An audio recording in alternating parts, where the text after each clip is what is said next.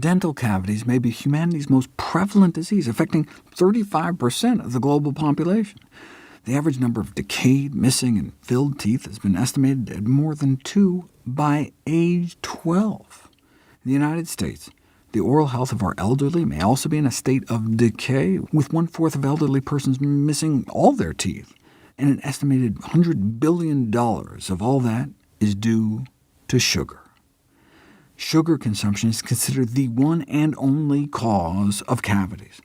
Though often referred to as a multifactorial condition, the other factors— the bacteria, the plaque, the saliva, the brushing, the flossing— appear to just have mitigating influences. All the other factors simply modify the speed by which sugar causes cavities. Without sugars, the chain of causation is broken, and the disease does not occur. We might not even need all that stuff if we could just get rid of added sugar.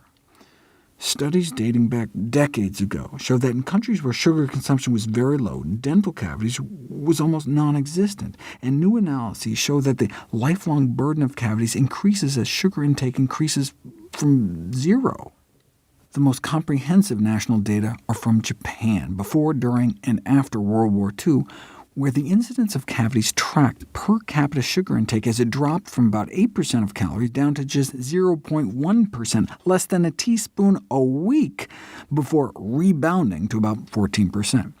Such studies show that cavities continued to occur even when sugar intake comprised only 2 to 3% of caloric intake. Given that more extensive disease in adults doesn't appear to manifest if sugar intakes are limited to less than 3% of caloric intake, a public health goal to limit sugar intake to below 3% has been recommended. This led to the suggestion that traffic light labels mark anything above 2.5% added sugars as high. That would make even comparatively low-sugar breakfast cereals such as Cheerios red light foods. The recommended 3% cap on total daily intake of added sugars wouldn't even allow for a single average serving for young children of any of the top 10 breakfast cereals most heavily advertised to them. Obviously, soda is off the table. One can has nearly 2 days' worth. The American Academy of Pediatric Dentistry adopted the more pragmatic goal, recommending sugar intake stay below 5% for children and adolescents, matching to the World Health Organization's conditional recommendations for both children and adults. That's about where sugar dropped to in Iraq when they were under sanctions, and it cut cavity rates in half within just a few years. Of course, the sanctions may have cut other things, like children's lives, short, though that was apparently fake news, a consequence of government manipulation.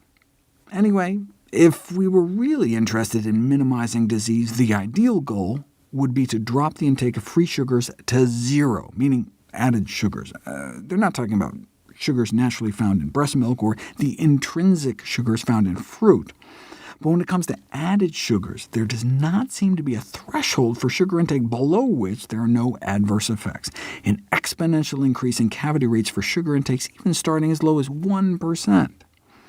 Yeah, maybe we could get rid of cavities if there was no sugar in the diet, wrote a Kellogg's-funded researcher. This ideal is impractical.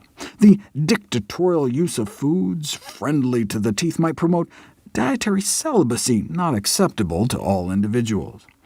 Instead of recommending draconian reductions in sugar intake, the sugar industry responded, attention would be better focused on fluoride toothpaste. That's the perfect metaphor for medicine's approach to lifestyle diseases in general. Why treat the cause when you can just treat the consequences, right? Like, why eat healthier to prevent and treat heart disease when we have all these statins and stents?